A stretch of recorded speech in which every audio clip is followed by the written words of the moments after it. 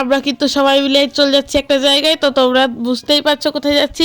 আর এটা ছিল আমাদের লেট পার্সেন্ট। তো তোমরা এক্ষুনি বুঝতে পারবে আমরা কোথায় যাচ্ছি। তো এই গেটটা দেখে বুঝতেই পারছো, তোমরা আগের ভিডিওতে এই গেটটা দেখেছিলে। এখানটা কিন্তু আমরা ফেলেছিলাম কার্তিক এই দাদাভাই এটার বাড়িতে। তো সেখানেই কিন্তু আজকে আমাদের ইনভাইট ছিল।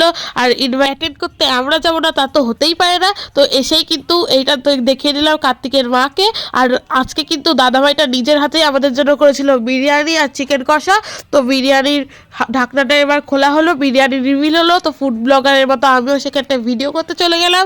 তো তোমরা দেখতেই পাচ্ছ। তারপরে কিন্তু সবাইকে পাতা টাতা দিয়ে দিয়ে রিমিদি আজকে পাতা দিয়েছিল। তো এই যে কথা বলছে তোমরা দেখতেই পাচ্ছ, সে ছিল কিন্তু রিমিদি।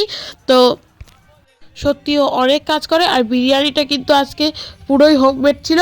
চিকেন বিরিয়ানি খুবই সুন্দর হয়েছিল। তো দেখো দেখতেই পাচ্ছ কতটা জুসি হয়েছিল। তো খেয়ে তো বলবোই। তো তোমরা আগে দেখতে থাকো। আমাদের পাতে কিন্তু তারপরে পড়ে গেছিলো বিরিয়ানির আলু, ডিম আর মাংস। আর সাথে কিন্তু ছিল চিকেন কষা, যার ক্লিপটা আমি নিতে পারিনি। তো স্যালাডে কিন্তু ছিল পেঁয়াজ। তো খেয়ে আমরা বলবো এবার কেমন হয়েছে। তো ঘরে বানানো বিরিয়ানিও কিন্তু এত সুন্দর হতে পারে আমরা জানতামই না।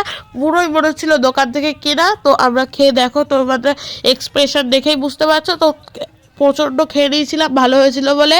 তারপরে কিন্তু বাড়ি চলে গেছিলাম, আর কোনো ক্লিপ নেওয়া হয়নি। তো আজকের ভিডিও এটুকুই, বাই।